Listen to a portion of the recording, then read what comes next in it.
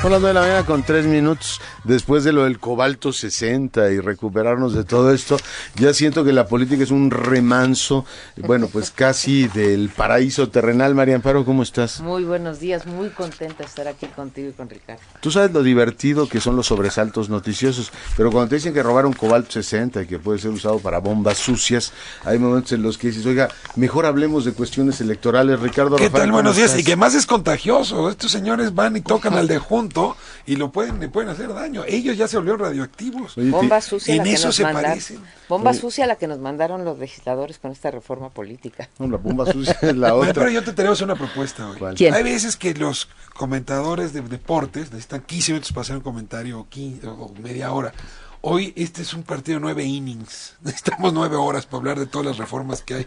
A ver si nos puedes dar un poquito más de tiempo. Oye, yo te lo doy, el tema es que el auditorio nos sigue, va a decir, ya estos señores, Sí, ya. como les hacen a muchos compañeros de deportes, ¿no? Que dicen, oiga, ya la quinta declaración del presidente de la federación diciendo que le entrenaron no sé qué, ya le cambian.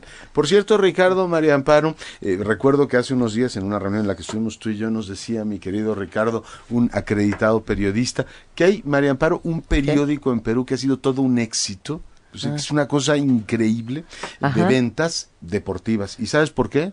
Porque no habla de las declaraciones de los federativos, de los entrenadores. Dijeron, 0 declaraciones, puros resultados, fotos, los goles. Pues y vamos los a copiarle. La política de la Federación de Fútbol y de los dueños de los partidos está prohibida en el periódico, por eso es exitoso. Claro, y vende no sé cuántos millones. A ver, les propongo antes de entrar a las 9 innings que me está diciendo aquí Que te está Ricardo, solicitando. oye, que casi voy a decir, los dejo hablando. Yo voy a leer algunas cosas, los dejo, quedan en su casa. No, una apreciación sobre el año de Mancera. En un ratito más, en exactamente hora y media, estará dando su informe. Hoy se publica una evaluación, se han publicado distintas encuestas sobre la evaluación del jefe de gobierno.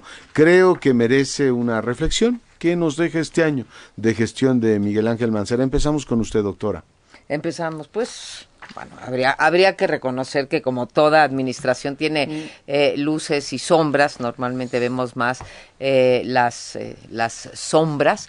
Digamos que, pues, en el aspecto legislativo, a diferencia para tener un parámetro de juzgar, vis a vis lo que ha hecho el gobierno federal, pues se queda muy atrás. No vemos grandes transformaciones en el gobierno de Mancera. Incluso vemos cosas, no sé si ustedes estarían de acuerdo, como contradictorias, ¿no? Recién entró el licenciado Mancera a gobernar la ciudad, pues se apoyó esta transformación legislativa para bajar las penas de aquellos que vandalizan las calles y las marchas, etcétera, y ahora la asamblea pues cambia y vuelven a elevar las penas. Creo que, pues, a diferencia también del gobierno federal, no se ha enfrentado prácticamente a ningún poder fáctico, al contrario, creo que se ha apoyado en los poderes fácticos, como es el caso de los desarrolladores de la ciudad. Promete un gran crecimiento. Desarrollos inmobiliarios, sí. Promete un gran desarrollo de la ciudad. Yo espero, pues bien a bien no conocemos el proyecto, yo espero que sea un proyecto de desarrollo pues ordenado y que privilegie la calidad de vida de los ciudadanos, pero no lo he visto. No hemos visto grandes avances en materia de transparencia y rendición de cuentas. Ya sacó el IMCO lo viste, ¿no? Sacó el IMCO su índice de transparencia en el gasto de recursos públicos, y bueno, pues el Distrito Federal baja y está en uno de los últimos lugares. Lo peor evaluado es la corrupción, ¿eh? Para sorpresa, bueno, no sorpresa mía, ya lo sabía, pero más que la seguridad pública, el comercio ambulante, el empleo, la peor evaluación es la idea de que tenemos una ciudad corruptísima, y pues yo lo ligo a lo que estás diciendo, María Amparo, esta idea de que finalmente el gobierno no tutela el interés público, sino que camina del lado de los desarrolladores inmobiliarios, pues es una forma de corrupción casi como cualquier otra, es decir, hay un gobierno capturado por el interés fundamental de esos grupos, que son importantísimos en cualquier ciudad, en cualquier economía. El tema es que no hay quien tutele el interés público. El peor rubro, el peor calificado, más que seguridad pública, es corrupción. Ricardo, ¿tú qué lectura tienes? Ya tres observaciones. Tratando de interpretar en efecto estas encuestas que hoy se presentan, tengo aquí frente a mí la de Reforma, entre los líderes de la ciudad, habría que ver quién es líder en la ciudad, pero cae de 54 a 35% de aprecio, y entre ciudadanos de 55 a 42, es decir, sí es una caída importante, y yo observaría 3 elementos que ayudarían a explicar este comportamiento. A ver, el primero es que Mancera toma la decisión de construir un liderazgo distinto a los que había habido por parte del PRD. Es decir, toma distancia de Ebrard, toma distancia de Andrés Manuel López Obrador, incluso se descafeína como hombre de izquierda, se aleja del PRD, y claramente la base que originalmente ha llevado al PRD a triunfar, por lo pronto en la alcaldía de la ciudad, hoy se siente desencantada porque esta decisión voluntaria, explícita del jefe de gobierno, les ha dejado muy lastimados. Puedo entender que parte de su base electoral hoy se siente extrañada o se llame al extrañamiento por este deslinde. Ahora, si en paralelo a haberse deslindado de esta base electoral, Mancera hubiese logrado construir un sello propio, una identidad propia, y déjame decirlo, Leonardo, porque cuando uno observa Bogotá, París, Houston, vamos a encontrar que los alcaldes necesitan poner su sello propio y cada alcalde va viendo cómo lo construye. Hoy es muy difícil, si tú me forzaras, si me fuerzan, decirme cuál es el sello de identidad política de Mancera, te podría decir, sé que es anti, pero no sé qué es pro. No me queda muy claro si su apuesta es por la movilidad, por el espacio público, por el turismo, por la inversión. En ese sentido, es muy difícil abandonar un antiguo sello que te llevó al poder si construye uno nuevo. Y mi tercera reflexión es, un gobierno que gestiona problemas saliéndole al paso uno por uno, como administrador, como gerente, pero que no logra colocar el interés superior por encima del interés de las partes. Yo me quedo con un ejemplo para ilustrar lo que estoy diciendo que me dejó muy lastimado. La intervención de su gabinete, de su secretaria de gobierno, en el nombramiento de la Comisión de Derechos Humanos del DF, donde para cumplir con las cuotas llegan a poner al compadre del secretario de gobierno como visitador en la Comisión de Derechos Humanos, para ponerlo así, al compadre del secretario de gobierno como visitador en la Comisión de Derechos Humanos, te habla de cómo este es un gobierno que administra de esta forma cuotista los intereses, igual que las delegaciones con los negocios, igual que con los intereses. Entonces, de pronto, aquí es donde sí el asunto se vuelve más delicado, porque lo que tenemos es un gerente de tienda, pero no un político que es como el que se requeriría a la altura de una ciudad como esta. A lo mejor todos estos son resultados de un primer mal año de gobierno, pero sí me parece que hay alarmas encendidas que explican esta caída. ¿No te parece una alarma también en el caso de la Comisión de Derechos Humanos del Distrito Federal que hayan reservado el método de nombramiento de la presidenta? Y tiene que ver con esto. Reservaron, está ligado con esto. ¿Cómo reservas el método de nombramiento? Pues eso no se vale, esa es una muestra de falta de transparencia, bueno, realmente ya exagerada. ¿Perdón? Ya no lo reservaron, aunque los expedientes están guardados, las huellas de cómo operaron están por todos lados. El 70% de los líderes aprobaba en abril al jefe de gobierno, ha bajado 35, es decir, la caída es particularmente pronunciada desde principio del año y la desaprobación se va de 29 a 35, más o menos el mismo movimiento que tiene entre ciudadanos en general, no es tan pronunciado el asunto. ¿Es recuperable esto, María Amparo? Mira, pues, sí, claro que es recuperable porque uno recupera a base de gestión. Lo que no estamos viendo es cuáles son esas medidas que llevarían a Miguel Ángel Mancera a recuperar la aprobación. Porque ahora, si dijeras, están desaprobando de Mancera porque ha tomado medidas, yo sé que se puede cuestionar eso, necesarias pero impopulares, pues vaya y pase. Pero es que ni siquiera está ocurriendo eso. Otro de los elementos que no mencionó Ricardo, pero vaya, lo hemos comentado aquí contigo, Leonardo, es pues su manejo de las marchas, ¿no? El manejo 78% opina que los plantones de la CENTE los ha manejado mal. Y según la encuesta que publicó Buen Día, los perredistas también lo reprueban. O sea, no queda bien con nadie. Yo hay una cosa que sí resaltaría del lado positivo, que es la relación con el gobierno federal. Puede tener que ver con el desdibujamiento o con la distancia, como bien señala Ricardo, de la gestión de Marcelo Ebrard o la de Andrés Manuel López Obrador, pero creo que me habla bien políticamente del jefe de gobierno que establezca una relación rutinaria, sistemática, constante con el gobierno federal, porque finalmente aquí está la sede de los poderes. Pero ya dio lo que tenía que dar. Ya dio ¿no? lo que tenía, eso ya, ahí está. Ayer, por ejemplo, la fotografía que se produce con el presidente Jacobo Zabludovsky Sí. en el homenaje, pues ya la hemos visto varias veces, es decir, no me da más. Ahora, ¿qué le dice Miguel Ángel Mancera al presidente? Porque yo ya entendí que le dice el presidente a Miguel Ángel Mancera. Le dice, vamos a trabajar juntos. Pero ¿cuál es el mensaje que la ciudad le manda al gobierno federal? A eso es a lo que me refiero con que no le veo sello de identidad. Incluso en ese deslinde... Yo te lo voy a aclarar, Ricardo. ¿Qué le dice? A ver, la ciudad te propone esto. El Miguel Ángel Mancera tiene una voz potente en este sentido. Es una voz más bien poco audible en esa relación política también. Yo te voy a decir qué le dice. Perdón, no, Leonardo, termina. disculpa. Le dice, oiga, yo necesito un fondo de capitalidad. Y Enrique Peña Nieto le contesta, sí señor, aquí está su fondo de capitalidad. El tema es que tampoco da para mucho, porque cuando vas a la gestión, la gente te dice, oiga, mire, pues sí, mucha política, mucha foto, pero mi vida cotidiana está estropeada. Por ejemplo, en temas de vialidad, que es un asunto bastante prosaico, sí, y que ya estaba muy mal la ciudad, te sube del 24% que tenías en agosto, que ha empeorado, a 33% en diciembre. O sea, la gente dice, o sea, yo vivo infinitamente peor que en otros tiempos. Por tanto, no creo que solo sea un problema de dinero, es decir, que lo recibe el fondo de capitalidad, sino un problema de también concepción de la propia ciudad. Aprovecho para preguntarles, María Amparo, ¿qué novedades tenemos en la reforma política del Distrito Federal? Veía que Gabriela Cuevas subía al Twitter, yo no he explorado el tema, dice, no veo ninguna novedad en las cuestiones del Distrito Federal. Sabemos que el PRD se levantó del pacto, entre otras cosas, usó 3 argumentos, uno de ellos es, no hay avance en la reforma política del Distrito Federal. ¿Qué novedades tenemos ahí?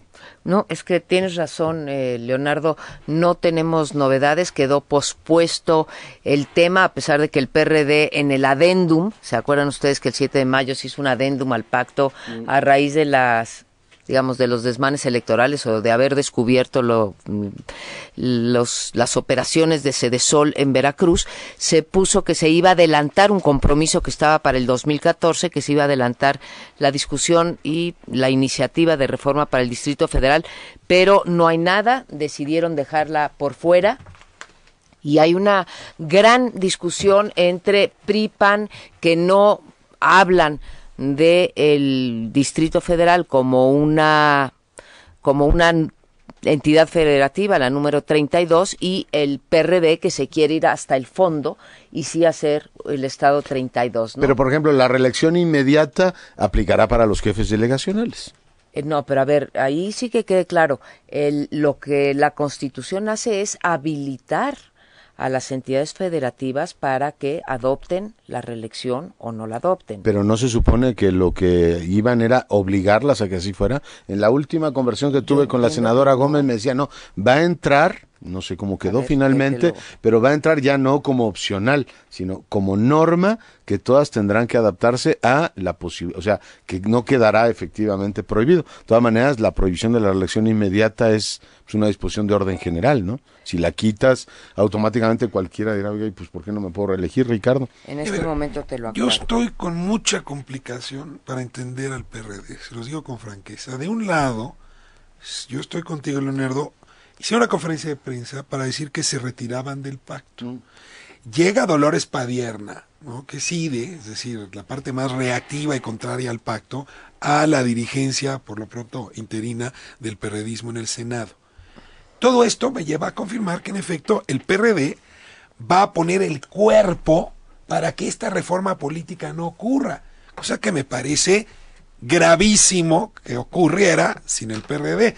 Imagínense si en 2006, cuando se nombra a los consejeros del IFE sin la participación del PRD, nos costó tanto, perdón, 2003 nos costó tanto. Ahora imagínense una reforma política de este tamaño sin el PRD. Es decir, que el PRD está poniendo el cuerpo para que no haya reforma, porque saben que sin su presencia esa reforma puede salir con gran deslegitimidad. Y sin embargo, Leonardo, hago números y me doy cuenta que el fast track que se prepara en Cámara de Diputados para pasar la reforma política, ¿y por qué digo fast track? Porque no va a caer en comisiones, sino que se va a ir directo al Pleno, y en el Pleno apenas si se va a discutir y se va a votar. Sí. Ahí el PRD, estoy de acuerdo en el fast track. O muchos diputados del PRD están de acuerdo en el fast track. Es decir, que en senadores están poniendo el cuerpo, pero en diputados no. Y ahí sí, Leonardo, se me acaba mi capacidad de análisis. Veo un PRD que de un lado dice, me salgo de la reforma política porque dejaron fuera lo de el asunto del Distrito Federal, porque la consulta popular no está bien definida, porque hay un problema con respecto a la reelección y con respecto al INE, y del otro lado en Cámara de Diputados están abonando al fast track para que ésta se apruebe rapidísimo. Y ahí sí nos merece una explicación. Consulta DF y además, bueno, pues el tema de que querían pasar rápido la reforma energética, ahora hablaremos de eso, pero si ves la votación de los senadores, un montón, empezando por la senadora Barrales, votaron la reforma política. Ríos Peter, no, Barbosa se salió. Lo cual está enfermo desde hace 2 semanas, ¿no? Ah, está enfermo. Sí, por eso ahorita entró, por eso entra Dolores Padierna a la dirigencia del Senado. No votó María Amparo Casar. Me preguntabas, ya encontré el artículo 116, como viene el dictamen, fíjense muy bien, las constituciones estatales podrán establecer la elección consecutiva de los diputados a las legislaturas de los estados hasta por 4 periodos, etcétera. Cada estado decide. Cada estado decide. No van a imponer la reelección, no es una cosa general. ¿Y para alcaldes? Podrán, lo mismo. Ahora te lo leo porque ese es pueden 115. decidir el ¿cómo se llama? El término constitucional y también los si optan por la reelección inmediata o no. No, sí, mira, es el 115, lo de los municipios. Las constituciones de los estados podrán establecer la elección consecutiva para el mismo cargo de presidentes municipales, regidores y síndicos hasta por un periodo adicional. Ya puede ser que tengamos reelección en ya ha habido Colima y no no. en... Sí, claro, reelecciones en Colima y en el Distrito Federal no. Lo cual pues te lleva al peor de los mundos. Hoy El País le da las 8 columnas a la nota. Dice, el Senado de México levanta la prohibición de reelección en cargos. ¿Se la merece, Ricardo? Pues mira, 8 columnas del diario más influyente en español. Yo creo que es una reforma con muchos defectos. Y no se merecería el aplauso de las 8 columnas de un periódico así de importante. Si bien la reelección como etiqueta es una buena noticia, la reelección como está planteada, a mí sí me saca las lágrimas. A ver, ya dijo el primer argumento María Amparo, el podrá hace pues que cada entidad, cada gobernador jugará en función de sus intereses, pero luego se hace una cosa increíble, que es esto de controlar, modular la reelección por parte de las dirigencias partidarias. Y resulta que si usted fue electo en un primer periodo por un partido, pues se amuela, para no ponerme grosero, y en el siguiente será por ese mismo partido. Oiga, pero que me peleé con el dirigente, pero que no estoy de acuerdo con los planteamientos, que el partido cambió de ideología, que se vistió, que se volvió travesti el partido. Pues ni modo, de todas maneras, usted está en ese partido. Oiga, pero con la novedad que el partido desapareció, porque además puede pasar, ¿no? Perdió el registro, era un partido nuevo, y pues de todas maneras, por ese partido, o no puede usted ser reelecto. Y la otra, oiga, yo fui electo por la vía independiente porque en ese momento en mi municipio no había condiciones para que fuera por el partido que más me gustara. Pero 3 años después ese partido cambió y ahora ya no quiero ser independiente, quiero acompañar. Pues usted ese derecho no lo tiene garantizado. Es un absurdo puesto para que el dirigente del partido pueda decir tú sí, tú no y administrar las candidaturas. Es decir, expropia la reelección para su beneficio. A ver, que le vea puesto el país la coma y la segunda parte de la frase. Lo envuelve muy bonito porque dice, no, bueno, si lo hace en la primera parte de su mandato, entonces lo puede hacer. Ayer platicamos con el senador Melgar y le decía, entonces, si me tengo que portar mal y romper con la dirección de mi partido, lo tengo que hacer en los primeros años, porque después ya me fastidié, parece matrimonio canónico. María Amparo Casar. bueno, ya lo habíamos dicho y lo dijiste tú hace un ratito que te venía escuchando en el coche, los partidos no querían la reelección porque hay que hacernos cargo que había más, desde 1963 hasta ahorita que no había pasado la reelección, pues hay más de una treintena de iniciativas de todos los partidos que la proponen, pero, o sea, son de esas cosas que proponen sabiendo que no las quieren aprobar, ¿no? Nadie se subió a tribuna a defenderla. Bueno, no querían la reelección porque no quieren perder la capacidad, los partidos, de controlar y de disciplinar en las votaciones a sus a los que llegan a los cargos particulares o ayuntamientos o lo que sea así. Bueno, pues son tan listos nuestros legisladores que encontraron la forma de que el país ponga el titular de que ya hay reelección en México y a la vez haberle quitado todas las consecuencias positivas que debe de tener la reelección y para lo cual está prevista la reelección. Hoy las cúpulas partidistas o los grupos de las fracciones, en el caso del Senado y la Cámara de Diputados, van a seguir teniendo el mismo latiguito disciplinario que tenían ayer. Porque a ver, ¿qué legislador se va a pelear y va a votar en contra cuando los líderes de los grupos parlamentarios son los que controlan los viajes, las presidencias de las comisiones, el dinero, los 2,000 millones que tienen para repartir a discreción? Pues yo no, o sea, en tu sano juicio no te vas a pelear. Y si encima siguen teniendo la posibilidad de controlar tu carrera política hacia adelante, como lo siguen teniendo, ¿para qué nos engañamos? Es una tomadura de pelo. Flojito y cooperando. Así. Una tomadura de pelo. De media cabellera, ¿no? Como ese anuncio que aparece Einstein y el otro. Es decir, dice, pues sí lo suelto, pero al mismo tiempo mantengo este control, que en última instancia, como bien lo dices, es control. Ricardo. Déjame andar nada más en esta descripción que tú haces. ¿A cómo nos quejamos en México de estos diputados senadores que nada más cobran sueldo, pero nunca leen las iniciativas? Que no se paran en el Parlamento, que votan en automático como le dicen los líderes, ¿no? Y asumimos que lo que pasa es que es una bola de flojos, zánganos que vienen el presupuesto. ¿Qué equivocados estamos? A ver, operan así por estas reglas. Son estas reglas las que determinan que no contemos con diputados independientes, con criterio propio, con capacidad de destacar. Incluso diría lo contrario, la regla en las cámaras mexicanas es clavo que sobresale, le cae encima el martillo, justamente porque el martillo es este. Leonardo me hace aquí una seña que tiene algo de razón, que hay uno que otro flojo, lo acepto. Muchos. Pero las reglas están situadas para premiar la flojera, para premiar la bulia, para premiar la negligencia, porque en efecto, si el diputado tuviera que rendir cuentas por cada voto que emite, por quien afecta, ten por seguro que la actuación sería muy distinta, y la reelección a eso iba, a obligarlos a la rendición de cuentas para cambiar su comportamiento. Yo creo que ese es un tema muy importante. Es inmortal la frase igual esta de que el que se mueve no sale en política y lo que se compra con dinero en política sale caro, sale barato más bien.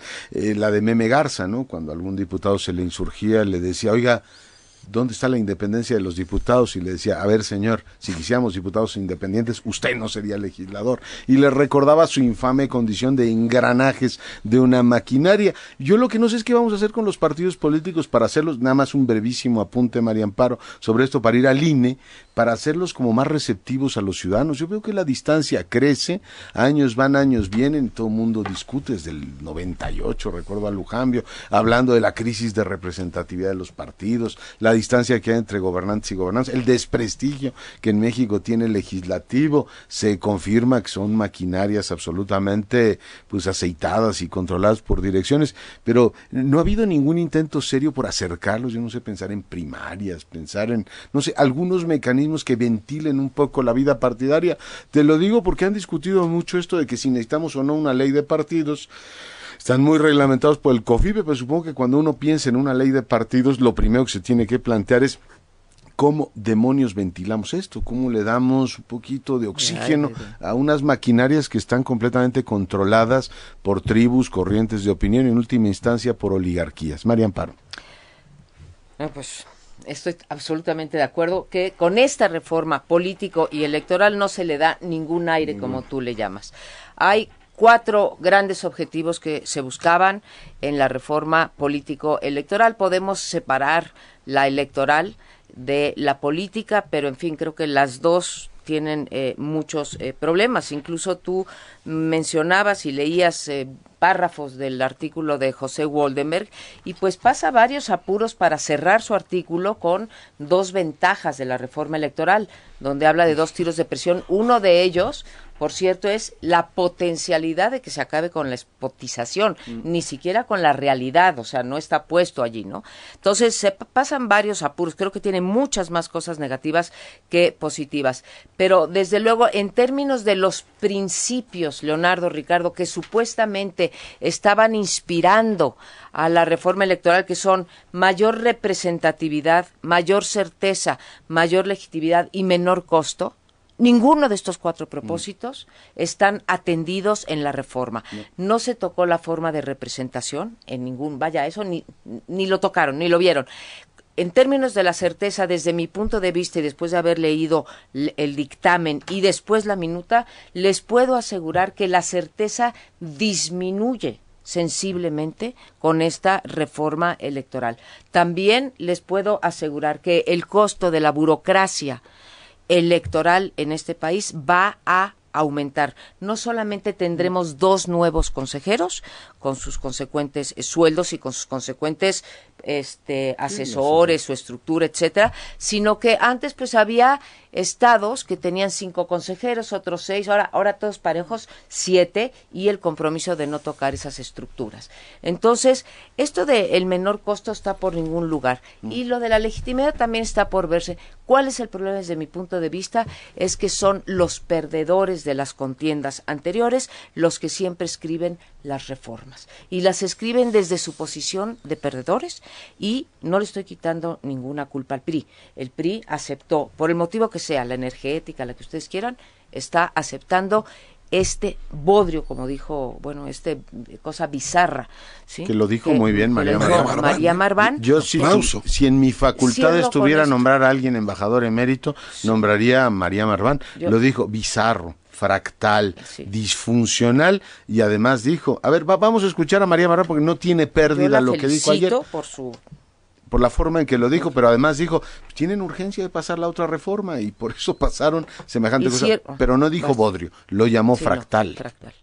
Vamos pues de un modelo vertical, diáfano y sencillo, a uno bizarro, cruzado, fractal, difícilmente administrable. Esta reforma pone fin a una era electoral, porque es la primera reforma política desde 1977 que no se negocia en sus términos ni en sus méritos. Una reforma que no se da a sus tiempos propios y que utiliza como palanca para catapultar otras decisiones que nada tienen que ver con la vida democrática y la organización del pluralismo. Nunca he oído algo mejor dicho, ¿no? Es decir, las 3 ideas fundamentales compactadas, pero además lo dijo de manera elegante Ricardo. Yo estoy muy sorprendido, así como debo confesarlo, me sorprendió el mes de diciembre de 2012 el presidente Enrique Peña y los partidos de oposición firmando un acuerdo político que se antojaba de gran altura. Y en enero, febrero, marzo, después de los temas educativos, también me sorprendí para bien por la disposición de las élites políticas para hacer avanzar el país. Hoy me vuelvo a sorprender porque empiezo a pensar que aquello fue azar y que esta es la vida real. Es decir, que tenemos un liderazgo sobre el acuerdo político, y ahí sí, María Amparo, el responsable es el PRI, porque es el gobierno, debe haber llevado el liderazgo que ha llevado las cosas a esto que María Marván definía con tanta precisión. Tenemos, y eso se sabe bien, una institución que es como un transatlántico que nos ayudó a navegar en los 90s y en esta primera década del siglo. Es el IFE. El nivel de respeto que todavía tiene esa institución, la finura con la que se fueron construyendo algunos de los procedimientos, sin duda con defectos, todos los productos humanos tienen defectos, pero es realmente un transatlántico. Y de pronto el capitán del barco decide que le va a dar vuelta al timón para voltear, para virar el barco a toda velocidad. ¿Ustedes saben qué pasa cuando a un transatlántico se le vira a toda velocidad? Se quiebra. Es imposible mover un transatlántico de norte a sur o de este a oeste en fracción de días o de minutos. Se quiebra. Pues eso es lo que está haciendo este capitán de barco. Una reforma que va a quebrar una de las instituciones fundamentales de este país, porque en efecto le está haciendo un daño del que va a ser muy difícil recuperarse. Yo todavía espero que ocurra un milagro, que escuchan a Waldemar, que escuchan a Marván, a los especialistas en lo electoral, a los especialistas en reforma política, todos, aquí está María, pero todos diciéndole, se están equivocando. No oigo una voz que diga, esto está bien. Bravo. Una sola fuera del Parlamento. Ya, el tema es que nuestra amada Cámara de Senadores ya la aprobó y ya la votó, y como decíamos, la Cámara Baja lo va, digamos, a tratar de una manera rápida. El tema es la urgencia por la reforma energética. A mí me sorprende mucho, y no espero, por supuesto, que a estas alturas escuchen nada, porque te dirán, oiga, ¿usted cree que no nos hemos dado cuenta de esto? O sea, claro que se han dado cuenta, y en privado te lo dicen, Ricardo. Te dicen, a ver, pues por supuesto que esto no tiene ni pies ni cabeza. ¿Qué vamos a hacer con ese INE? Desde las cuestiones prácticas del Registro Federal de Electores, la credencial, hasta... Y lo decían también Benito Nasif y lo dijo la propia María Marván. Estamos metiendo incertidumbre para el proceso del 14-15. ¿eh? Tú usabas tu figura muy elocuente, inercial de tu transatlántico, es decir, la propia inercia lo quiebra, pero mucha gente está diciendo, esto es un desastre, vamos lo he oído en activa, pasiva y media, a un potencial choque entre entidades federativas y la federación. El tema de las causales de nulidad no está bien pensado, no te resuelve ningún tema serio. Ya hablaron ustedes de la reelección. Yo lo que creo, María Amparo Casar, Ricardo Rafael, amigos de Enfoque, es, a ver, si efectivamente tú tienes en el gobierno tres tipos de personajes, unos estos pragmáticos políticos, operadores les llaman ahora, que por cierto Silva Herzog ha comentado también en los últimos tiempos, es decir, no importa lo que lleguemos, yo tengo que tener mayorías y acuerdos prácticos, sean buenos, malos, regulares. Si reúno votos y el INE es lo que se aprueba, lo vamos a hacer, no importa, porque tampoco yo no tengo una idea preconcebida, no importa el resultado. Dos, tienes pues gente que se mueve por ideología, decir esto lo vamos a hacer por esto o aquello, y tienes lo que llaman técnicos del Estado, que son fundamentales. Decir, oiga, aquí no es un problema de que el señor Rafael o yo estemos de acuerdo en un tema. El tema es que un Estado, para dar certidumbre, tiene que funcionar así. Yo me pregunto si los técnicos del Estado se fueron de vacaciones, es decir, los que están en el jurídico de presidencia o los que asesoran al secretario de Gobernación, decir, oiga, una cosa es que nos urja sacar la energética y otra cosa es que nos tengamos que cepillar la mitad del barco, generando una incertidumbre de la cual quién sabe cómo vayamos a salir. En suma, ¿vale tanto la pena una reforma energética para cepillarte un montón de temas, de los cuales, lo digo con toda seriedad, el PAN después va a decir, yo, si mí no me acuerdo, el PRD va a decir, yo voté dividido y les dije que esa reforma no funcionaba? Es decir, déjame decirlo con toda claridad, esta va a ser la reforma Peña Nieto, mi querida María Amparo. ¿Vale la pena eso por la energética? Mira, yo no la llamaría, bueno, Peña Nieto... Al final va a quedar como la reforma que impulsó la mayoría priista y por tanto es la reforma del gobierno. Mira, no soy totalmente de acuerdo contigo, Leonardo, sí, insisto, sin quitarle ninguna culpa al PRI, pero el diseño de esta reforma en su parte electoral es fundamentalmente del PAN y del PRD. Ahora, sí, ¿quién gobierna? Culpo ¿Quién al tiene la PRI mayoría? porque, como dice Ricardo, sí, pues el gobierno es el de Peña Nieto y cuando quiere meter las manos, las mete. Y ahí están los votos del PRI, en ese sentido. Pero aquí sí reparto las culpas parejas. El proyecto original, hay que decirlo, sí, es del PAN y del PRD en lo fundamental. Decías tú bien y estás haciendo, me parece que una magnífica caracterización de los sectores, los pragmáticos, los ideólogos y los técnicos. Yo quiero agregar a estas declaraciones de María Marván que es impresionante que nuestros legisladores o quienes hayan llevado la reforma no hayan siquiera consultado a los consejeros electorales. Yo quiero suponer que esos caerían en tu categoría, Leonardo, de los técnicos, claro, ¿no? Porque conocen muy bien e incluso se tomaron los consejeros la molestia de hacer un libro blanco a raíz de la reforma de las elecciones 2012 para ver qué lagunas había, qué contradicciones, qué imprecisiones, qué cosas difíciles de administrar, etcétera. Bueno, no solamente no los consultaron a los consejeros, ni siquiera se tomaron la molestia de leer el libro blanco, ni los perredistas, ni los panistas, ni nada. normalmente cuando uno hace una reforma medianamente sensata, tú tienes un diagnóstico, tienes unos objetivos y unos instrumentos que te hacen que estos dos casen, ¿no? Claro. El diagnóstico y objetivos. Y tú ves las consecuencias políticas de lo que vas a sacar. Aquí ninguna de estas operaciones mínimas de una política pública estuvo presente. Yo estoy realmente muy impresionada con yo sí lo llamo, con este bodrio. Ya, bueno, fractal podrías decir, no, bodrio. Yo también lo creo que es un bodrio, pero me sigue intrigando esto, Ricardo. Déjame nada más precisar una cosa a María Amparo. Ayer el martes me mostraba Buendía, cómo el efecto de la opinión pública en ciertas reformas camina independientemente de la realidad, es decir, asigna culpas. Por ejemplo, sí. ¿Tú sabes que al Partido de la Revolución Democrática la gente cree que se opuso a la reforma fiscal?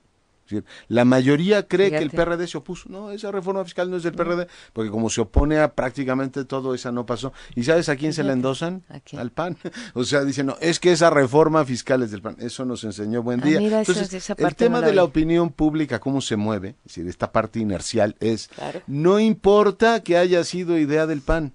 Sí. Finalmente, la mayoría la tiene el presidente, igual que en el 2006 Felipe Calderón se desdijo de la reforma electoral que pactaron en el Senado y que Ricardo ha comentado varias veces en este programa, fue la reforma Calderón. Es decir, el tema es, usted tenía todos los mecanismos, y en este caso la mayoría absoluta, para permitir o no permitir que avance.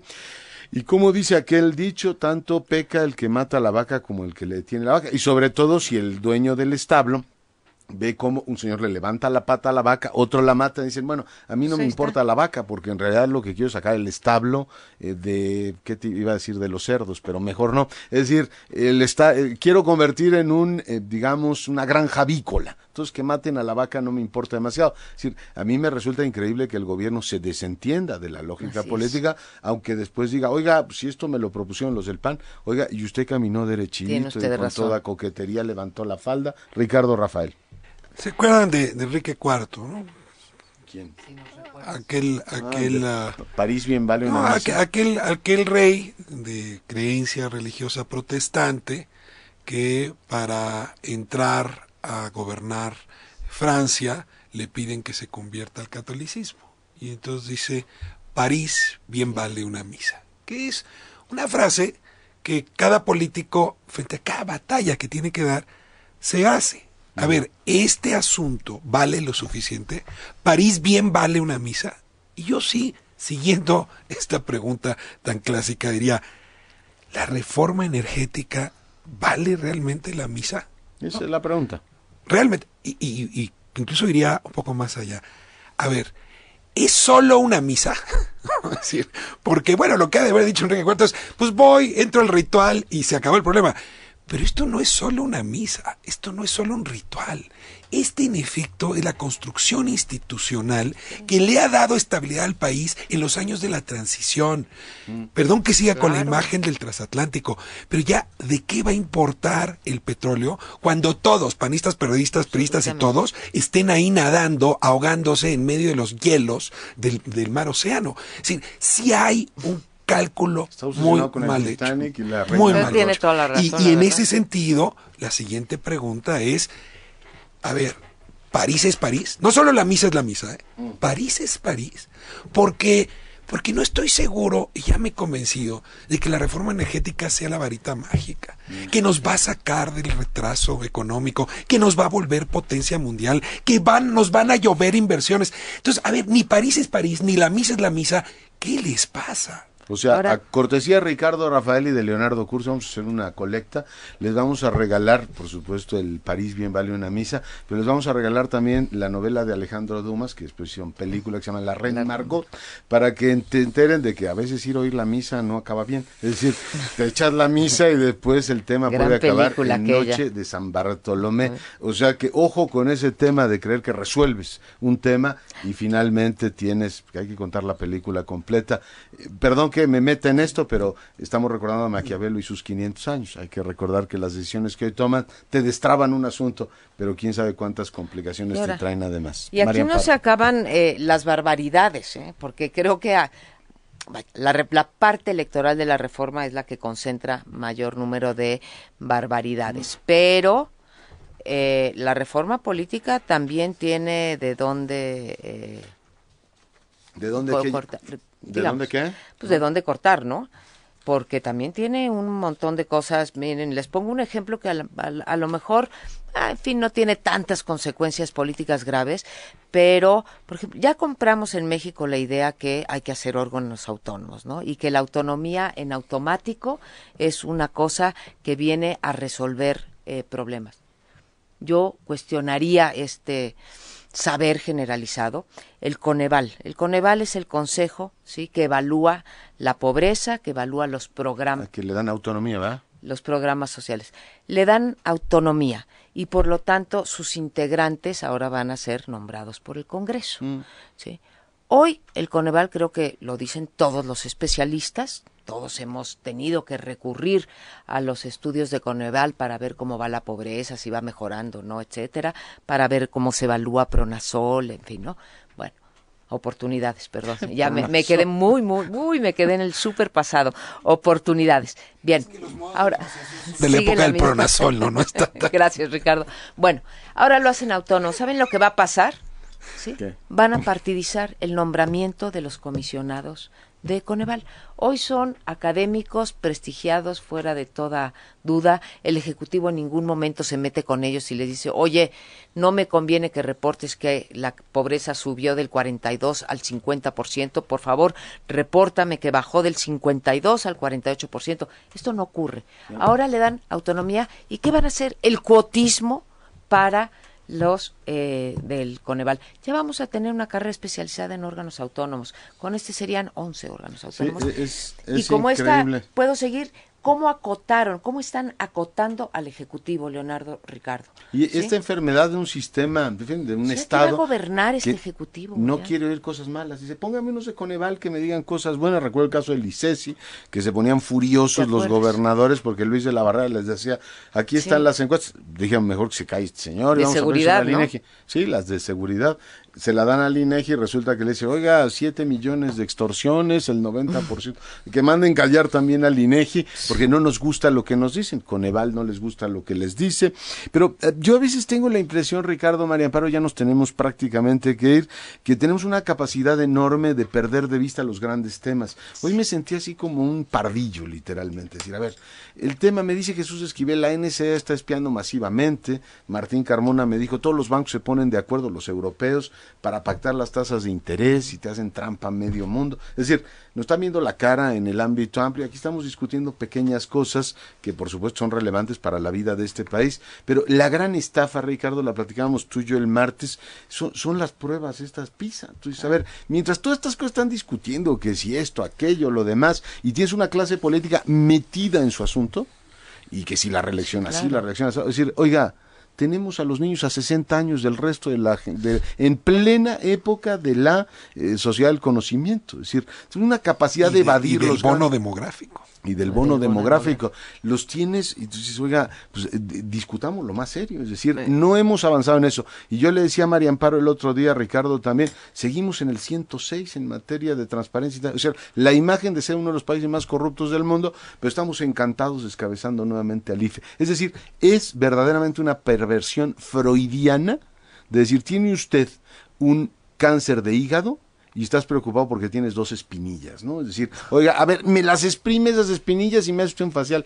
Amigo mío, es usted corruptísimo, tiene usted una disfuncionalidad en seguridad y además sus niños no aprenden nada. Y tiene 2 Méxicos, ¿no? Es decir, los que van más o menos y los de la pobreza. Pero seguimos discutiendo el tema de si 10 consejeros u 11 es fundamental. Sí tengo la impresión, mi querido Ricardo, María Amparo, de estar discutiendo un montón de imbecilidades, mientras los grandes temas, pactos de los bancos, espionaje masivo, un sistema educativo disfuncional, es decir, como que no estamos atendiendo lo que corresponde. Sí, ayer, ¿tienes esa sensación tú también? Ayer que vi cómo expulsaban a los activistas vinculados a reforma política ya del Senado, los empujaron, los sacaron en pellones. Me quedó esta sensación casi metafórica de qué es lo que está pasando entre la clase política y la sociedad en general. Una distancia enorme, enorme. Y yo lo dejaría sin ánimo de hacer planteamientos catastrofistas. Miren, voltemos a ver Venezuela y Perú y Colombia, pero no hoy, hace 15 años. ¿Qué fue lo que les pasó a estos países latinoamericanos? Un divorcio dramático entre los intereses de la clase política y la ciudadanía que hizo que la democracia de esos países reventara. Hoy tiene otra cosa, buena o mala, pero es el resultado de una crisis enorme. Yo me pregunto si no estamos entrando, producto de este divorcio, a una circunstancia similar. Y sobre todo cuando veo, ubicando responsabilidades, que el PAN es capaz de estallar su propio aporte a la democracia, porque, a ver, el IFE Autónomo y Ciudadano fue aporte suyo. Entonces ahora el PAN está dispuesto a dinamitar su propio aporte. El líder del gobierno y del pacto, incapaz de oponerse a esta barbaridad. Y el PRD, que sí podría jugar el papel de frenar el asunto, porque, insisto, sería gravísima una reforma política sin el PRD. Por lo tanto, si el PRD se retira realmente de las negociaciones, la reforma política no pasa, el PRD cruzado de brazos. Podría pasar por los votos, pero sería dramática una reforma sin los tres partidos. Desde esa lógica, el reclamo es a los tres. Uno por proponerlo, el otro por ponerse a bailar tango y el tercero por no separar a la pareja. Los tres tienen responsabilidad y la ciudadanía está creciendo en su enojo frente a estas circunstancias. Cierre usted la tertulia, doctora. Mira, creo que tienes toda la razón. Aquí las prioridades simplemente están alrevesadas. A la gente lo que tendríamos que estar haciendo es mejor educación, más productividad, más... Viene, Leonardo, la cruda de las reformas estructurales que se han concebido como varita mágica. Si pasamos la energética, vamos a crecer al 2%, nadie nos dice por qué, pero vamos a crecer al 2%. Si pasamos la educativa, nos vamos a pasar del lugar 100 al no sé qué, y si vamos a la cruda de esas reformas, si no empieza este gobierno a gobernar y que ya deje de legislar. Muy bien, pues María Amparo, un placer tenerte con nosotros. Ricardo, un placer platicar con ustedes. 16 grados marca el termómetro.